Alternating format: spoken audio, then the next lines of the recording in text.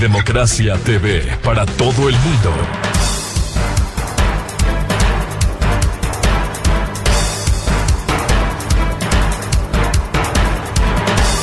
Ocho 25 minutos en el territorio continental ecuatoriano, buscando la verdad en la revista de opinión Democracia. Queremos dar la cordial bienvenida al doctor Roberto Mesa, un perito forense reconocido que estuvo en el país para contribuir con su trabajo profesional, que no pudo llegar a feliz término debido a la injerencia que hubo en su momento para un informe respecto de este execrable asesinato. Diciembre de 2010 va a cumplirse 13 años de este malhadado hecho de un oficial que lo conocimos. Con él, en nuestra tarea profesional, visitamos cuantos sitios. Recuerdo en Angostura, en marzo del 2008, cuando hubo la acción de la Fuerza Armada Colombiana, visitamos Angostura, precisamente en el alto mando de esa época, el general Jorge Gabela, jefe de comandante de la Fuerza Aérea Ecuatoriana.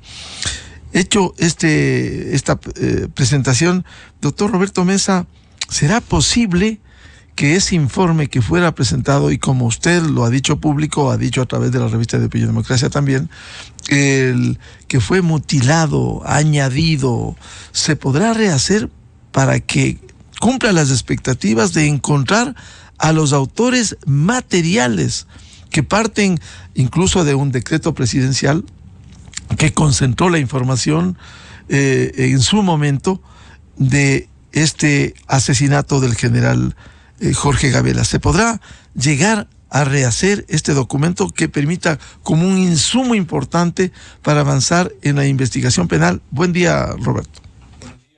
Miguel, y buenos días a toda la audiencia. Has dicho cosas muy interesantes, han pasado muchas cosas en la línea de tiempo de este caso, y lo interesante que la gente sepa es que la investigación de este caso nace justamente por un decreto presidencial del entonces presidente de la República, el señor Rafael Correa, que crea un comité interinstitucional para investigar justamente la muerte del general Jorge Gabela. Ese comité tenía como objetivo justamente producir un informe, y como tal necesitaron obviamente del auxilio de expertos forenses en el tema, como para poder seguir adelante y tener un insumo para su informe final. En ese sentido, nosotros entramos en ese comité, contratados por el Ministerio de Justicia, quien presidía ese comité. Hemos producido un informe. Hemos producido 3 informes. El informe final obviamente es el más importante porque es el objeto de toda esta contienda, y es el informe que se perdió, que hasta el día de hoy no aparece, y que después de tantos años de reclamación, principalmente de la señora Patricia de Ochoa, llega a la Corte Constitucional. La Corte Constitucional es la que sentencia al Estado ecuatoriano y manda que se reconstruya este informe, que, como dije anteriormente, hasta el día de hoy se encuentra perdido. Y nosotros, en estos primeros 15 días de trabajos, hemos analizado de manera minuciosa todo el material, y hemos podido encontrar, Miguel, 3 versiones del informe final, supuestamente de mi autoría. Digo supuestamente de mi autoría por 2 razones fundamentales. Una, porque no tiene firma de responsabilidad, y otra, porque no contiene las conclusiones que nosotros arribamos en el 2013. Eso lo expusimos claramente el día de ayer, más allá de que eso ya era Vox Populi y la mayoría de la sociedad conocía, pero yo quería que conozcan justamente de mi boca, y quería mostrar. Son 3 versiones con cantidad de páginas diferentes, dos de ellas con membretes de la propia consultoría, una con un error en la impresión del membrete, con anotaciones, como dije, sin firmas. Hemos encontrado documentos importantes como actas de la comisión, sin firmas, de responsabilidad, borradores sin firmas, caratulados como confidenciales, en fin, un sinnúmero de irregularidades que bueno, nos llevaron a que concluyamos eso el día de ayer y que hoy ya comencemos a trabajar exclusivamente en la reconstrucción. ¿Y qué implica este primer trabajo que han realizado para avanzar en el esclarecimiento de los hechos?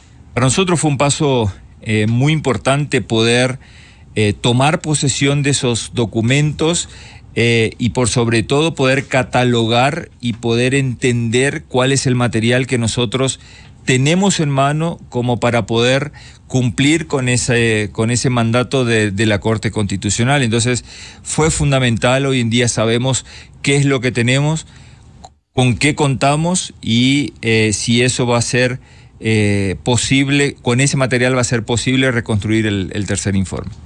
Cuando uno revisa este dictamen, que lo hemos destacado, así como se critica a la Corte Constitucional, destacamos en su momento el caso 2366 del asesinato del general Jorge Gabela Bueno, basado en una ponencia, un planteamiento de un reconocido juez constitucional como el doctor Enrique Herrería Bonet. Aquí hay plazos como el que se notifica al comité que debe coordinar con usted la entrega del nuevo ejemplar del tercer producto pericial. ¿Ese plazo se podrá cumplir, se va a ampliar, más allá incluso del pronunciamiento de la Corte de aumentar los días para la presentación del informe? De hecho, está bueno que se diga de que acá los plazos son judiciales. Esta ya es una instancia muy diferente, digamos, en la cual nosotros trabajamos en el 2013. El plazo inicial fue de 90 días. Se pidió una prórroga y el día de ayer justamente la Corte Constitucional se expidió en ese sentido y prorrogó por otros 90 días más. Nosotros, con base en el análisis previo que ya hicimos del material, creemos que en 60 días a más tardar nosotros ya vamos a estar con la reconstrucción de ese tercer informe. 60 días, si estamos en 2 de junio, significa que para fines de julio, comienzos de agosto, el país podrá contar la verdad completa de este caso. Sí, de hecho nosotros tenemos que entregar eso en el mes de agosto porque después también tenemos compromisos asumidos en Brasil que debemos cumplir y yo tengo la convicción de que el país finalmente podrá conocer la verdad de los hechos, que es para lo cual estamos acá. Yo no tengo ningún tipo de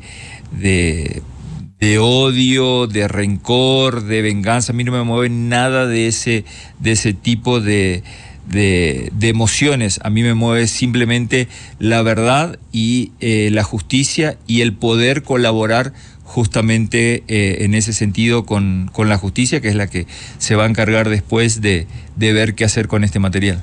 ¿Se podrá establecer los nombres de los autores materiales? Porque primero se habló del crimen común, luego de los autores materiales y finalmente la necesidad de establecer y sancionar a los autores intelectuales. Incluso no será el papel del perito Roberto Mesa y de la tarea encomendada, sino también de la justicia partiendo de la investigación penal que hace la Fiscalía, incluso señalar a quienes se encargaron de adulterar y de desaparecer su tercer informe. Exacto, son dos vías completamente diferentes. Por un lado, yo creo que la justicia va a tener que investigar qué fue lo que pasó con el tercer producto, cuál es la cadena de responsabilidades. No sé si van a llegar a saber dónde exactamente se perdió, y por otro lado es el asesinato del general Jorge Gabela. Pero ¿de dónde nace, digamos, esto de los supuestos autores materiales? Recordémosle a la gente de que esto fue un pedido expreso que se encontraba dentro de la cláusula contractual que nosotros firmamos en el 2013 con el Ministerio de Justicia. Ahí se planteaban 3 fases. En la segunda fase, si nosotros comprobábamos de que la muerte del general Gabela había sido producto de la delincuencia común, se cerraba nuestra participación con ese informe. Si nosotros encontrábamos en la segunda fase indicios de que la muerte del general Gabela no había sido producto de la delincuencia común, y sí había indicios de que la muerte había sido producto de las denuncias públicas realizadas por el general Gabela, se abría esa tercera fase. Y esa tercera fase tenía 2 objetivos fundamentales. Una era determinar el móvil del crimen, y la segunda era determinar los posibles autores intelectuales, porque los autores materiales ya se encontraban y se encuentran sentenciados y cumpliendo pena dentro del sistema carcelario ecuatoriano. Es decir, se descarta totalmente delincuencia común. Nosotros descartamos ese hecho ya en el segundo producto. Y para pasar al tercer producto, aquí hubo autorías, lo dirá el informe final cuando se rehaga todo el tercer producto. Hubo otro tipo de autorías, y adentro del Estado ecuatoriano. Existen cadenas de responsabilidades, porque obviamente todo esto estaba en conocimiento de alguien, y eso es lo que nosotros vamos a poner de manera fundamentada dentro de nuestro informe. Eso tiene que quedar completamente claro.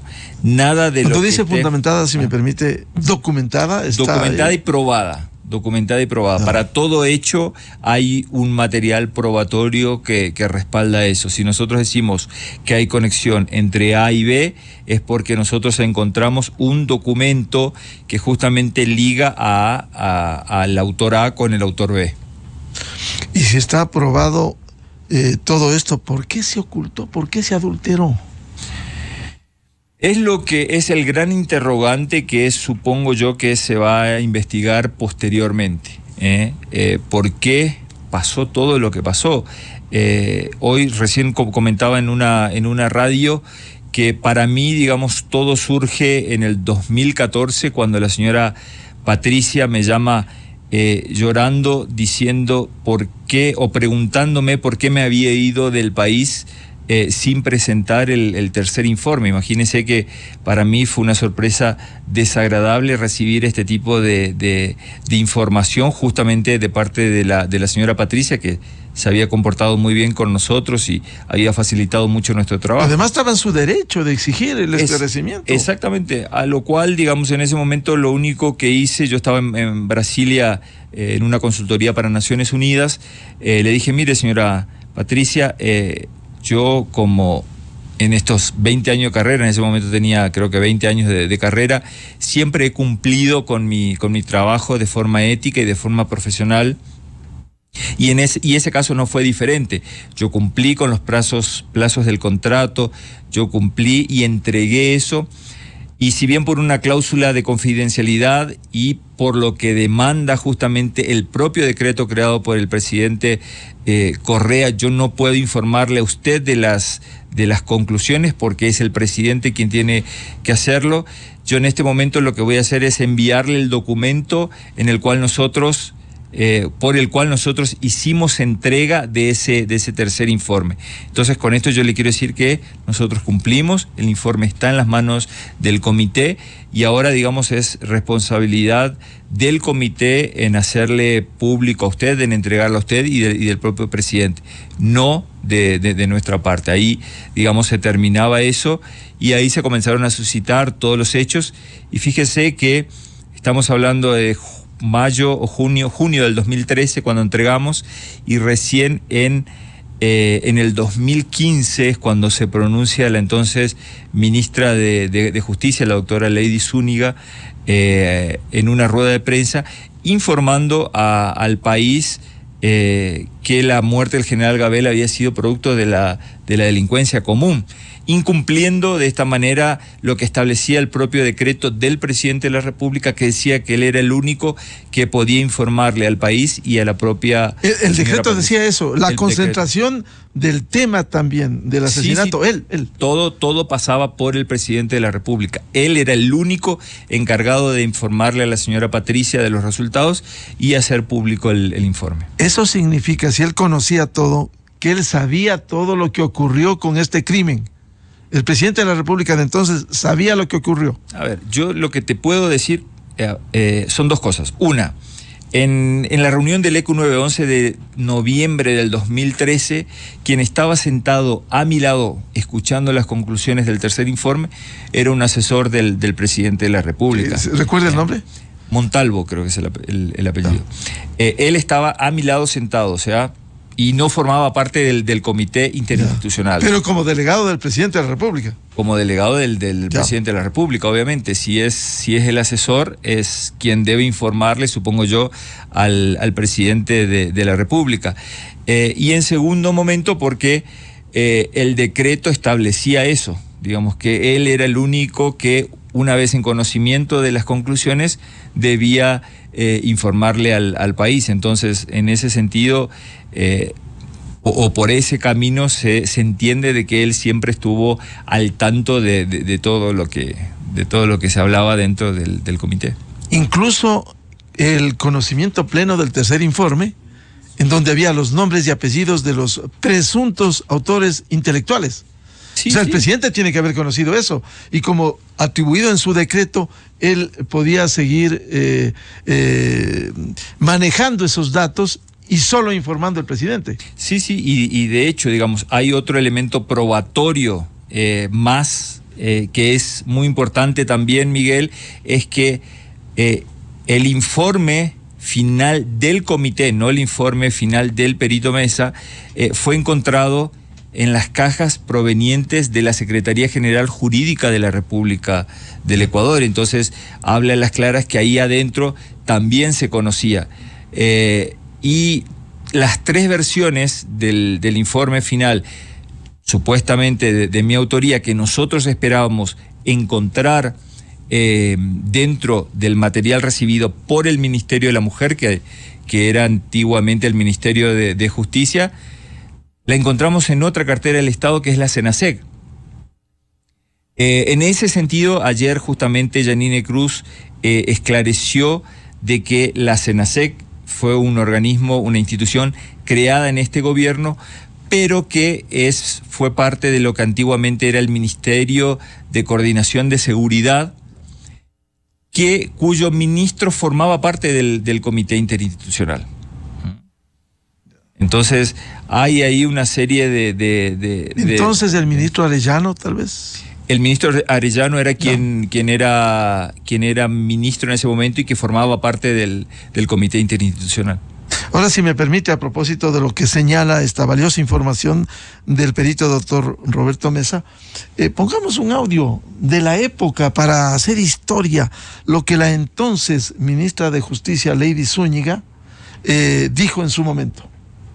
El informe final, mucho más claro aún, dice: por lo antes expuesto y fundamentado en los elementos técnicos, este profesional está en condiciones de aseverar que el crimen del general Gabela está no relacionado con las denuncias públicas en relación a la adquisición de los helicópteros DRUF por parte de la Fuerza Aérea Ecuatoriana por los siguientes motivos que descartan. El proceso licitatorio, motivo principal de la denuncia del general Gabela, no presenta irregularidades según informe de la Contraloría General del Estado. El plan de seguimiento no constituye un documento oficial, por lo tanto carece de fuerza probatoria. El robo a Sofía Gabela tuvo como consecuencia la muerte del general Jorge Gabela Bueno, siendo este el verdadero móvil del crimen, quedando demostrado tal circunstancias en la versión del cojo Jaime del modus operandi y... Bueno, ¿esto fue una solemne mentira de la ministra Lady Zúñiga o no? Sí, y de hecho, digamos, ahí hay que hacer dos aclaraciones. Una, primero, que no le correspondía a la ministra de Justicia darle a conocer... Incumplió el decreto del presidente. Incumplió el decreto del presidente porque él era el único encargado de hacer eso. Y segundo, y eso lo digo con total conocimiento, en ese momento que ella estaba realizando esa rueda de prensa, varios periodistas ya me estaban notificando de esto y haciendo preguntas al respecto.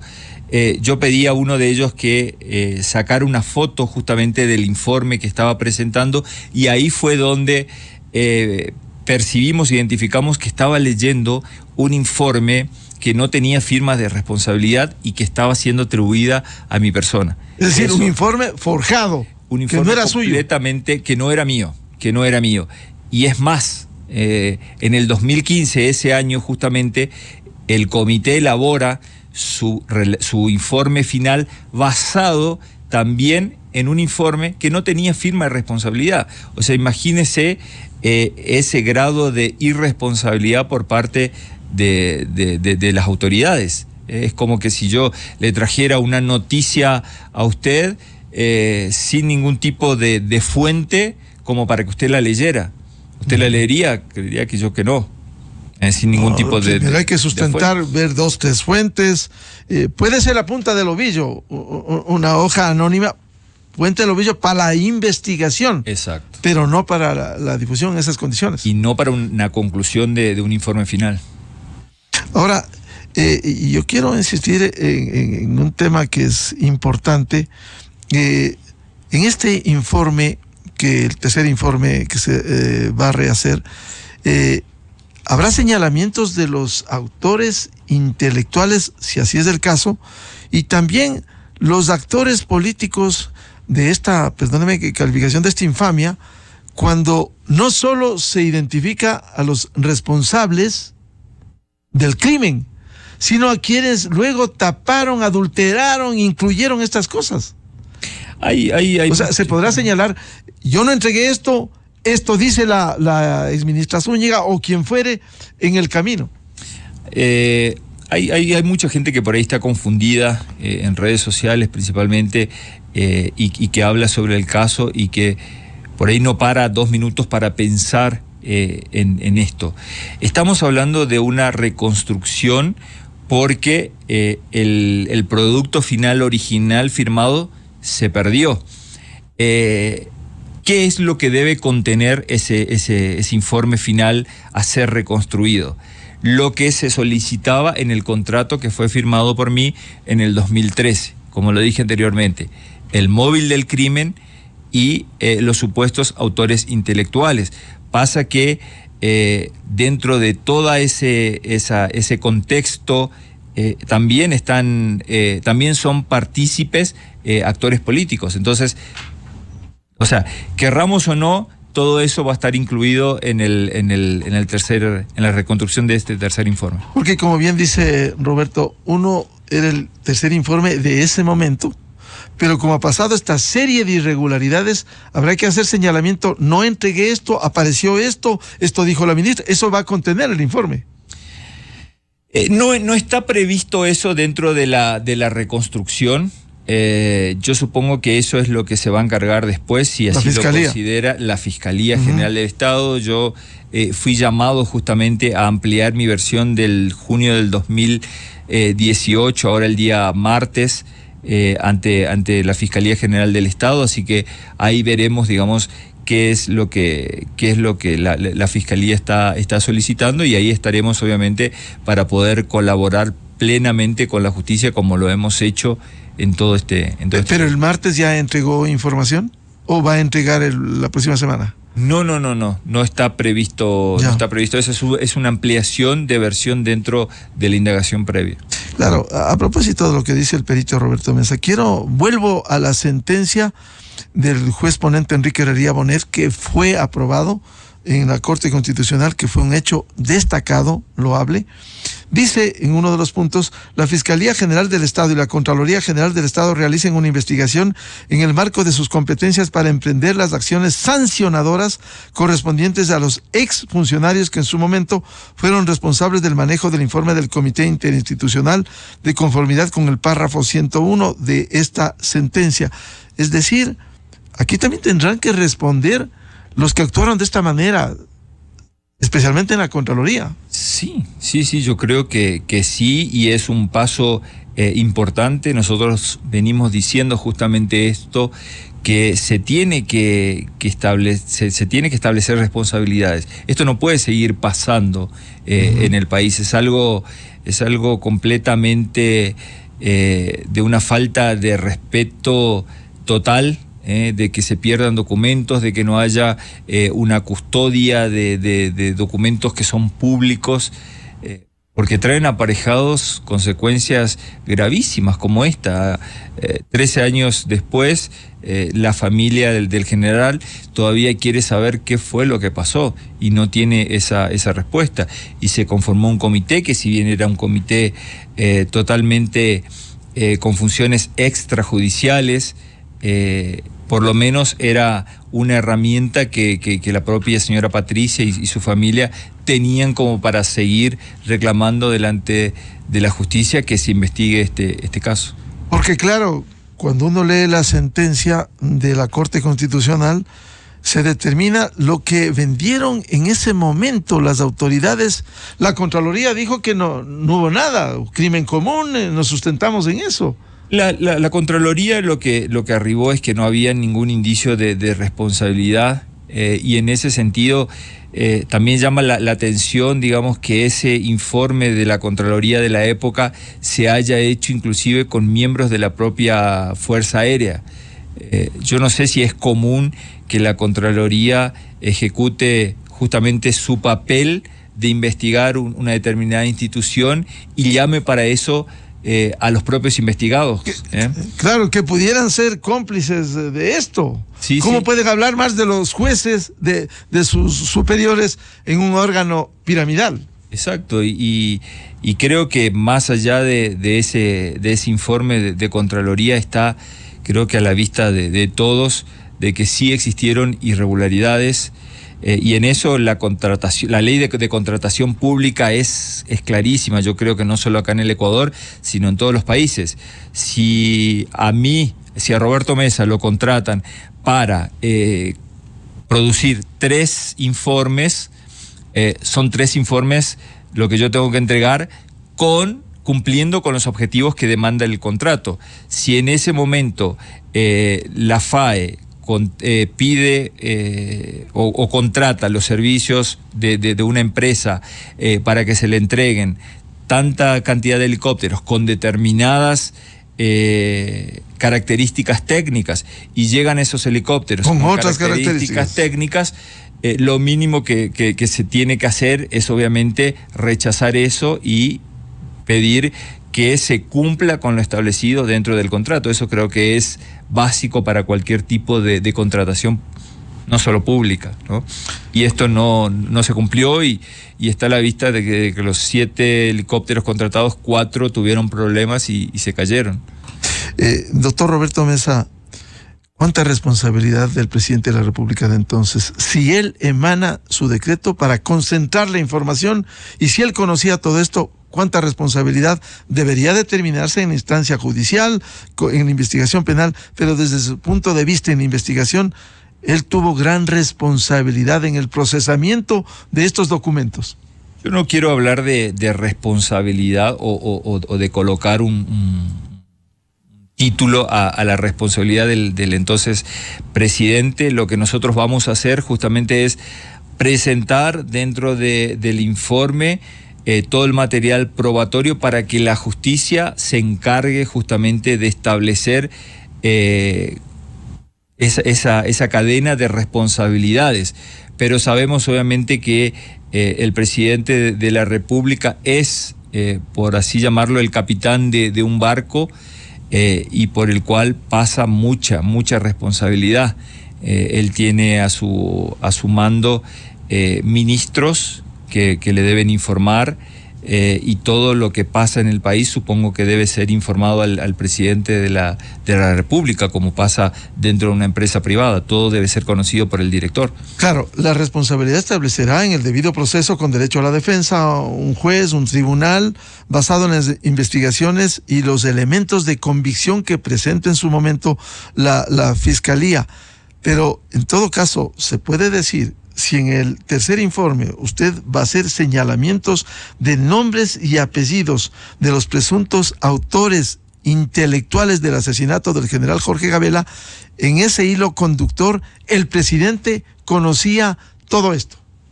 Eso es lo que se va a determinar dentro de ese tercer informe. Nombres y apellidos de todos los actores que intervinieron en este proceso y quienes debían tener o tuvieron conocimiento de estos hechos. Pero todos esos nombres y apellidos conocía el presidente. Yo supongo que sí, yo no puedo hablar por el... Pero el decreto lo dice, que él concentraba todo eso.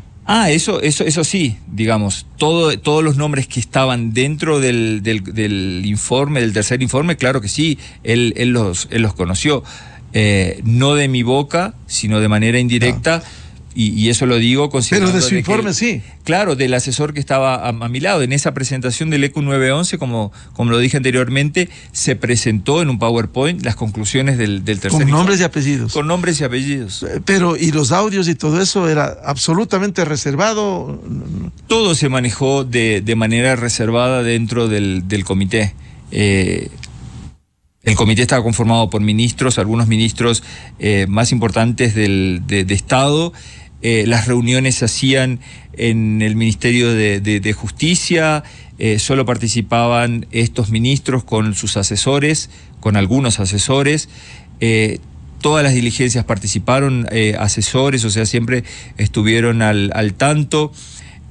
No se podía enviar información digital, todo tenía que ser impreso y presentado en ese momento. En fin, el tercer informe y todos los informes tenían que presentarse en sobresellado y automáticamente eso se tenía que dar a conocer al presidente del comité, que era el ministro de Justicia, y esas fueron las características del propio comité, las reglas que establecía el propio comité. ¿Y a usted no le dejaron sacar ni una hoja? No, y eso estaba claro en el contrato. Eso también es algo que hasta el día de hoy se discute, se me imputa irresponsabilidad, obviamente esto en redes sociales, pero que la gente tiene que entender que existió un contrato y como profesionales que somos debemos cumplir con lo que dice el contrato, porque si no hay sanciones económicas y penales por eso. En redes sociales, a propósito de lo que dice incluso ex autoridades en esa administración, a usted le han denostado. Primero destacaron para contratarlo, para traerlo, y ahora ya no sirve usted. Exacto, eso justamente es algo que me causa un poco de gracia, digamos, viniendo de las autoridades que vienen, principalmente del expresidente Rafael Correa, porque para él hoy, digamos, en redes sociales soy un farsante. Y en ese momento, cuando estaba cumpliendo funciones, y no solamente en el caso Gabela, Miguel, porque antes de eso también fui contratado para las veedurías del 30S, en donde él era el principal actor social, o sea, no era desconocido de que el gobierno haya contratado un veedor internacional para acompañar las diligencias. He sido contratado para el caso de David Romo, de David Romo no, sino en el caso del subteniente César Coronel, también, que era, en el caso de los hermanos Restrepo, también fui contratado, en fin.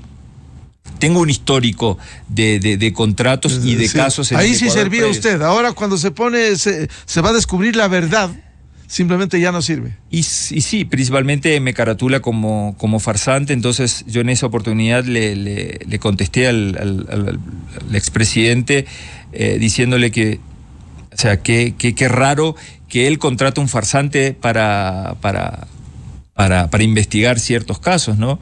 Y que en ese momento no fui un farsante y ahora sí lo soy. Eso me llama poderosamente la atención, pero bueno, lo tomo también como de quién viene ese tipo de imputación. Además, entendible, si va a ser presuntamente mencionado, es absolutamente entendible, aunque no justifique la reacción de esa manera. Para concluir por ahora, porque seguiremos en este seguimiento, doctor Roberto Mesa, ¿se puede garantizar al país que habrá nombres y apellidos de los presuntos autores intelectuales del asesinato del general Jorge Gabela para satisfacción de la familia, porque hasta el día de hoy esa gran luchadora Patricia Ochoa, viuda de Gabela, no ha terminado su lucha en este sentido. Y finalmente, no le pido que me den nombres y apellidos, usted libremente hará en su informe, pero si hay mencionados ex altos jefes oficiales de Fuerzas Armadas.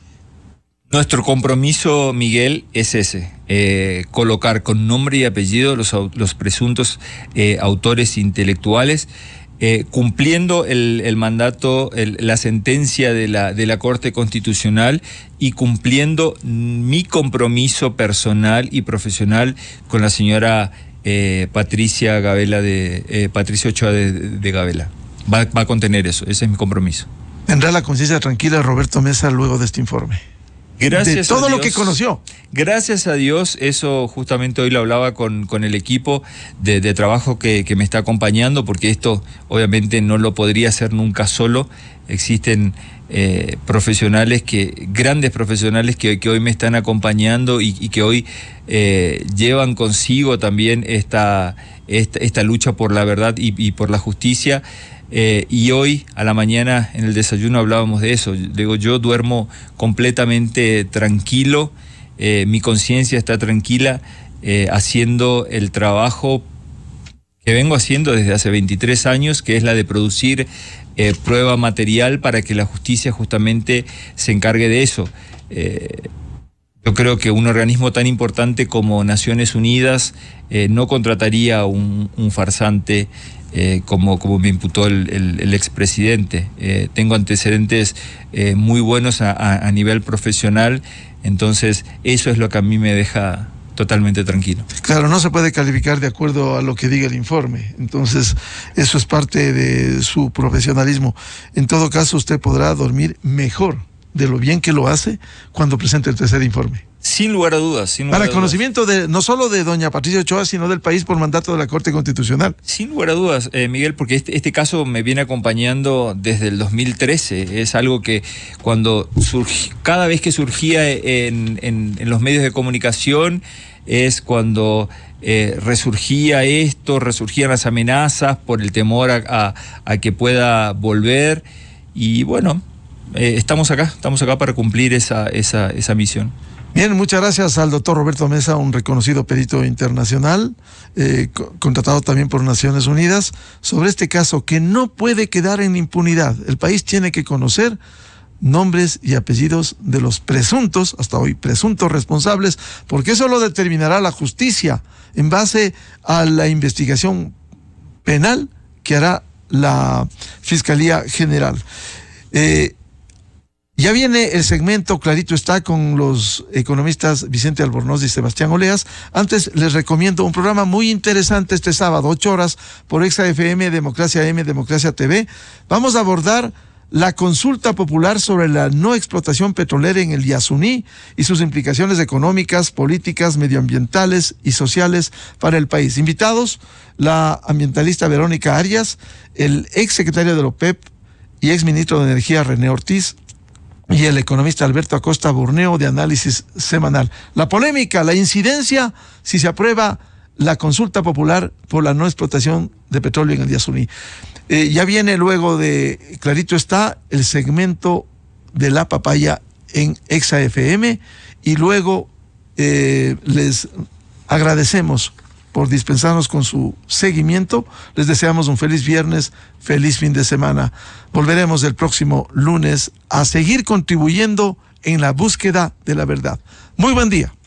A la revista informativa Democracia llegan Vicente Albornoz y Sebastián Oleas, conocidos como Los Explicadores. Para presentarnos, Clarito Está, nos explican en sencillo las cosas difíciles de entender.